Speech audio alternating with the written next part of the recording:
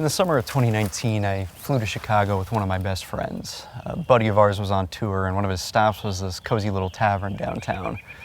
Over the course of the night, we were introduced to mutual fans of his music, some of whom became part of our little social cluster for the night. Now, like many, I am terrible with names. I was also a few libations deep at that point, so I was not really set up for success. But nonetheless, I was having a great time with some of these newfound friends, with one guy standing out in particular. He was an absolutely hilarious dude, like life of the party sort of guy. So I started feeling bad about forgetting his name. Before reaching that awkward point of no return, I prompted him with the usual, "I'm sorry, man, remind me your name again?" To which he said something along the lines of, don't worry about it. It's not like we're gonna see each other again after tonight." That response took me by surprise, mostly because he said what I already kind of knew in the back of my head, but I respect it. Because in the end, he was right. To this day, I still have no idea what his name was. I have no idea what he's doing now, and we are pretty unlikely to cross paths again.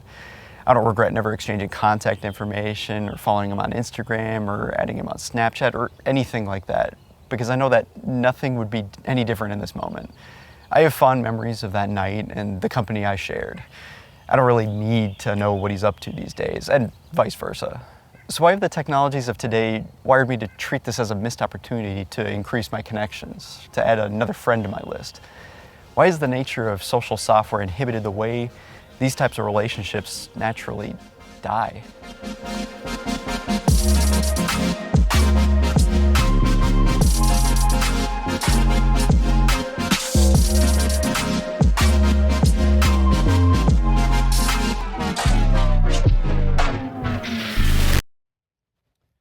150. Known as Dunbar's number, this value was proposed by anthropologist Robin Dunbar as roughly the natural cognitive limit on the group size any human can theoretically maintain at any given moment. Kevin of the Vsauce 2 channel has a phenomenal video where he sits in a ball pit and highlights how this number shows up in the real world. But what we care about right now is that number, 150. Think about your little network of humans for a moment. This includes your family, close friends, significant others, less significant others, friends you touch base with about once a year or so, etc., etc. While there's a lot to account for, each of those 150 have significantly different weight as far as social capital goes. For example, you're much more likely to invest time with your close friends rather than a coworker you once had at a summer job. But there's many people with more than 150 friends and followers. Are all those connections just dead weight? And not quite. Dunbar's number faces a lot of criticism, primarily because, as one study points out, it's entirely based on a regression line describing the relationship between relative neocortex size and group size in primates. While it might be fair to say that there's likely a mental limit on how many people someone can reasonably juggle at any given time, these stats nerds out of Sweden realize that drawing a straight line between the social lives of primates and humans is probably a tough sell. They found through more robust statistical analysis that it's very difficult to pinpoint a maximum using neocortex size alone. At best, their estimate came down to a human group size average of 69.2 individuals with a 95% confidence interval ranging from 3.8 to 292 individuals. This is not very informative. No kidding. Back to square one, I guess. Regardless of what that number may or may not be, it still stands to reason that not every person we meet gets the same preferential treatment we give our best friends and family. Yet all the same, people tend to collect a following and add to a list of friends that far exceeds a number most could keep in touch with on a regular basis. But that collection of people doesn't happen overnight. In fact, a 2018 study out of the Journal of Social and Personal Relationships estimated that, under the right circumstances, the average adult takes about 94 hours of quality time to go from acquaintances to casual friends, while their closest 13 to 15 best friends require at least a couple thousand hours to enter what is known as Dunbar's sympathy group. Oh my God, there he is again. As we progress through life, we organically meet new people to stay in contact with. Fellow students, coworkers, and often mutual friends from those we're close with. It's become only natural to send out a friend request or a follow to stake a claim on establishing a successful connection, because when else in history has there been such a tangible way to do so? A study from as early as 2007 decided to take a look into how sites like Friendster, MySpace, and Facebook might have a positive effect on maintaining relationships. Their survey findings at the time were that higher intensity Facebook usage of Michigan State University students was strongly associated with increased bridging social capital, as well as improved self-esteem. I think it's important to note that this study was published just 2 days after people lined up for the first iPhone. A lot of change was to come. Now, the study is careful to emphasize bridging social capital as it differs from that of bonding social capital. Bridging ties are loose connections between individuals who may provide useful information or new perspectives for one another, but typically not emotional support. Ultimately, this seems to indicate that acquaintances see a higher level of connection than they ever would have before, but connections to close friends stay pretty rock steady. Regardless of bridging or bonding ties, it's hard to say that either relationship is catered to by the social media of today. Maybe it's just anecdotal, but it's looking like the days of keeping up with friends and family on social networks are starting to get further and further in the past. If true, I don't think it's all that surprising. The companies behind social platforms have to make money to stay online. In order to do so, they try and keep people on their service for as long as possible each day, no matter the cost. They feed advertising to users in any available real estate. They target people with eerily relevant content and products. The scrolling feed, once ordered chronologically, is now just a shotgun blast of anything to hold our increasingly short attention spans. The goal of social media nowadays is to absorb the behaviors and interests of every user and serve them very custom-tailored content to keep engagement high. Unfortunately, that engagement can also stem from content that is meant to get a rise out of people. Highly politicized or even just somewhat controversial content might be served to people as it counterintuitively results in more engagement. These posts are sometimes designed in such a way to just get people down in the replies, which all works in favor of the platform. There's been this hypothesis that social media is polarizing by fostering echo chambers of opinions, but a study conducted on Twitter in 2018 seemed to suggest that exposure to clashing opinions may actually be what accentuates polarization. So when the opportunity arises to pit those opinions against each other, social platforms are all for it. The more discussion, the more ads served, the more screen time, the better. With targeted content proving to be a reliable hook, the endless scroll suddenly had a lot more merit to it. There's casino-like elements about losing track of time and going for another hit of dopamine when the current feed just isn't doing it. These are all handcrafted elements to create a habit-forming user experience and keep people scrolling for longer. Whether to see more political discourse, interesting short videos, or what our friends are up to, there's usually some reason to roll again for something new. Pretty interface designs and colors don't keep people coming back for more. Designing around human behavior does. For better or for worse. Always for money. We helped shape what social media is today through our behaviors, but let's start to think a little deeper about it. How have the interfaces themselves begun to impact human behavior itself? When a paradigm shift occurs as large as the one social software has brought us, there tend to be consequences. And some of these are positive, like the aforementioned level of connectedness. You can stay in touch with people you'd never meet in real life, keep up to date with your interests, or even buy a neat side table from a stranger, all on that big blue platform we hate, LinkedIn. This new level of connectivity helped shape the way people view the availability of friends and family. Online status, read receipts, typing indicators. There's a plethora of little things that help signal someone's digital presence. Even features meant to prevent disturbances come with this baggage. In 2022, Apple introduced focus status to their focus modes. This provides others with a clear indication that the person is busy and message notifications likely won't be received. The intent of these features is genuine, but for many, this is awful.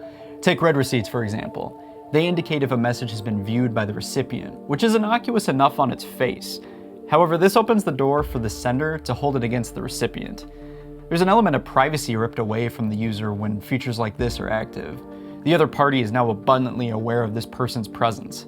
Viewing a message and choosing to respond later isn't as easy as it would have been otherwise. There's now an unspoken and unintentional rudeness attached to the action. Let's say the person on the other end sees that their message was read with no response. Jumping to conclusions, they decide to deliver the ultimate handcrafted retort. It's a petty message to receive, but why? It's amazing how language evolved as more interaction started to take place over text. Only a fraction of someone's intended emotion is conveyed over written word, leaving a lot open for interpretation if the intent is lost or misconstrued. A study published in 2021 sought to put this to the test in a modern approach. The participants were split into two groups, senders and receivers. The senders were given a hypothetical scenario, such as boredom facing a slow week working from home, and were instructed to send a message using language that conveyed their assigned emotion without explicitly stating it. The receivers would be given some context of the scenario alongside the sender's message, but no language that would directly give away the sender's emotion. The receivers then had to attach a single word emotion to the message they received. Simple, right? Well, even in a trial with only 22 emotions and a multiple choice list, correct guesses weren't much better than a coin flip. However, receiver confidence was significantly and positively related to recognition accuracy, meaning that if they knew, they knew. But if they didn't, then their guess was usually a close second to the actual emotion. And it's likely in a text conversation between close friends, emotional language probably wouldn't be held back and the recognition of intent would be higher, but clearly the more data our brains have access to, the better off we are. This squishy thing loves to take shortcuts to reach understanding, and it's why there's a fine line between the thumbs up emoji being a sign of understanding or a passive-aggressive end to the conversation. So these things aren't great, but if minor annoyances were the extent of the problems at hand, I probably wouldn't have bothered setting up the tripod. Perhaps the easiest conclusion to draw is that social media has had at least some impact on the mental health of the last few generations. And this has been studied countless times, with generally the same conclusion being reached. It's not so good for the head. It's not even just the more modern social platforms that started to pose this issue. It's been picked apart and studied for years with the rise of Facebook. Studies from as early as 2011 tried to find the psychological ties between Facebook usage and negative self-perception, along with the diminishing returns of a high friend count. Truly, the basis of the content put on display for everyone is a very tailored version of each individual. The grass is always greener because we need to show how green ours is. What other people think of us has always been important to some degree, and that gets exponentially amplified on social media. Anxiety and depression are two very important mental disorders to assess when considering long-term impacts of social media, with younger populations in the US seeing a pretty steady uptick in the former. In the 10 years between the App Store releasing and Apple becoming the first trillion-dollar company, people in the age bracket of 18 to 25 reported having anxiety twice as much, with all people under the age of 35 reporting a decent increase in that time frame as well. While it can be difficult to pinpoint where this might originate from, it's very possible that an increased exposure to negative content day in and day out could start to take a toll. Doom scrolling had a pretty strong tie to existential anxiety, as shown in this 2024 study. To the surprise of very few, their results closely associated doom scrolling with negative feelings and pessimism. Depression's link with social media has also been closely looked at, with this 2016 study finding a positive association between social media usage and increased depression symptoms. The study does state in their limitations that, for one, participants self-reported their feelings of depression, and there was no clinical diagnosis just due to the size of the study. And two, they admit that in the survey, the highest exposure level we assessed for each platform was 5 or more times per day, while other scales include options such as several times an hour and all the time. It may be valuable for future studies to use more fine-grained measures such as these. And that's a good limitation to acknowledge. Social media usage has certainly increased since that study was published, and there's likely just as much of an increase in the problems these platforms are causing. It's pretty hard to point a finger at the one thing they're doing to cause these issues, let alone just one platform. Perhaps it's a growing amount of impersonal or negative content in people's feeds. It might just be that the dopamine hits of posting and viewing content online just aren't doing it anymore. Maybe it's just the facade people put up. It's pretty unlikely for anyone struggling mentally to be publicly vulnerable on social media. I don't know if my old friends from high school are doing well in the head. I just know that one was at a wedding last weekend and another was at a concert, and I couldn't begin to tell you which one was which. Unfortunately, the solution to all this isn't as easy as just closing our eyes and hoping the monsters go away. As with a lot of new and emerging technology and software, the best bet is to learn and adapt to the changing tides. Clearly, the technology invented to make us more social has left a deep mark, but fear not. There is an unbeatable fight fire with fire approach that's cropped up with software and hardware companies alike. Need to face the music and see how long you spend on your phone? Built-in screen time trackers are on every major smartphone, ready to shame you on a weekly basis. There's even customizable time limits per app that can be conveniently ignored for 15 minutes at a time. Products like Brick sought to add a little more friction to this flow. Ironically, a targeted ad I was served on Instagram, this product aims to enforce time limits by requiring the user to tap their phone to a $60 NFC tag in order to unlock their distracting apps. At least it's magnetic. If a simple reduction in screen time isn't enough, there's been numerous attempts to change the types of social media that are available. Apps like BeReal or the long-forgotten Beam tried to change how people present their lives digitally by cutting out the glamour. Beam was a short video sharing app that launched back in 2015. The premise was an app that eliminated polished content in favor of more authentic 4-second slices of how people saw the world. Users would take their phone and cover the proximity sensor, which would start a recording. If the phone was uncovered or time ran out, the video would just be sent off into the world. It was a pretty cool model for an informal social platform. CNN bought the IP and tried making Beam their own news outlet for a younger generation, blah blah blah. It died a pretty quick death after acquisition. It was truly a unique entry for the time, it was just a little early to the party. Out of the shadow of Beam came another little app called BeReal. Launched in everyone's favorite year of 2020, BeReal became another offering in the genre of informal posting. Posts can be made as the app notifies the user that it's time to be real, or they take images from the front and back camera to share whatever they happen to be doing in that moment. It easily surpassed Beam's lifespan and went on to garner quite a user base for itself. But it starts to beg the question, is being more genuine on social media any better than just abstaining? If disconnecting is more the play, there's plenty of hardware out there to help. Take the Light Phone, for example. This Kickstarter project from 2015 released with the intention of giving the bare minimum phone experience to help people kick their smartphone addiction. They've since released 2 more models, notably with more and more features added each time. They've seemed to realize that providing too little is probably in low demand, yet somehow they charge prices that say otherwise. The Light Phone is one of the more capable watered-down options, but there's plenty of other unique ways that people have found to cut out smartphones. The humble iPod has seen quite a resurgence in popularity, as well as woefully out-of-date iPhone models. Whether out of nostalgia or desperation, people seem to long for the charm and simplicity of mobile devices that was once commonplace. In fact, it's still entirely possible to buy a modern flip phone from major carriers. Even things as simple as disabling notifications or adjusting home screens and appearances to be more monochromatic are growing in popularity, and they help eliminate reasons to pull the phone out in the first place. I've seen countless videos of people sharing their experiences cutting themselves from their smartphones or reducing screen time through more aggressive methods. Somewhat unexpectedly, people are finding a refreshing change in severing themselves from instantaneous internet access. There's less pressure to check what's going on in the world, and even less pressure to feel available and accessible by anyone at all times.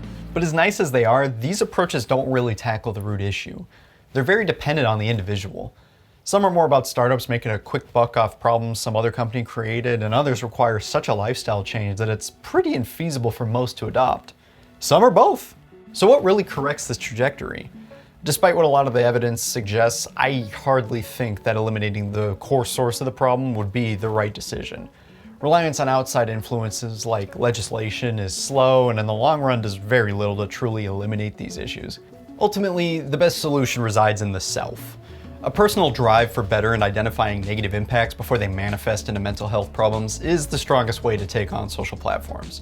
In the same way that healthy habits and exercise require taking initiative, so too does putting restrictions on the way that social platforms inject themselves into our lives. Banning junk food or the ingredients used doesn't automatically make people lose weight. I gotta know I don't want to eat this. Unfortunately, I do. But if I give myself fewer opportunities to and I put it out of reach, I'm much better off.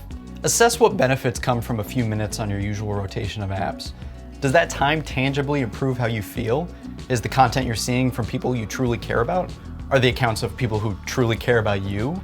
These can be difficult questions to address, but at a minimum, I like to course correct my feeds to the things that matter most to me, like my closest friends and relatives. Unfollowing larger accounts is easy, and muting acquaintances that I've grown estranged from is pretty drama-free. A lot of the time, I just keep social apps off my phone entirely and only access what I need to on my computer.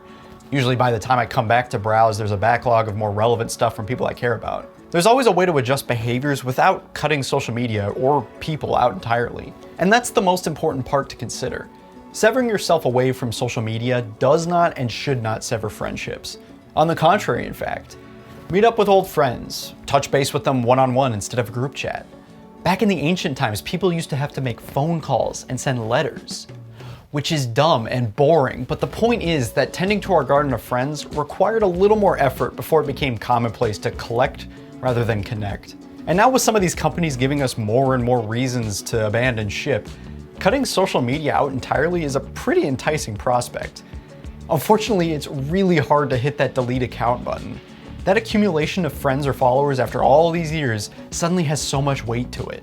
It's a portal to all the people I've met through the years. It would be such a waste to lose that in an instant. That's just one of the biggest mind games these companies play to keep their user retention up. Even if I keep in contact with my friends and family through other avenues, the sunk cost is just far too high to give it up. The others might not be my friends anymore, or maybe never even really were, but gosh, that's a big number to throw away. The increasing level of connectivity we've been granted is sometimes more than our little brains are capable of handling. It's important to understand that fact and keep a healthy distance as needed. There's so much more to the human experience than worrying about our own relevance to the digital collective we've amassed. There's no requirement to project our lives out to them, and we don't always need to be concerned with theirs. What should be taken away is the impact people have had on us individually. Well, I can always associate the people I've known with certain chapters of my life. They may have been very close or more of an acquaintance, but each of them contributed something to my story as a whole. Even if our days of frequent interaction have long passed, it's nice to get glimpses of those people. And that's the aspect where social media is truly at its best. There's just something nice about tossing a like or leaving a comment on an old friend's post. It's like keeping a candle lit, even if I'm already tending to my main fire. But the hard truth is that our selection of connections are ever changing. Some of those candles eventually burn out, and those ties can become artificially prolonged by accumulating a virtual collection of names on predatory platforms that couldn't care less about our well-being. But no matter how you stay connected, fill your life with friendships, whether lifelong or passing, and above all else, make sure your friends are okay. We'll see you around.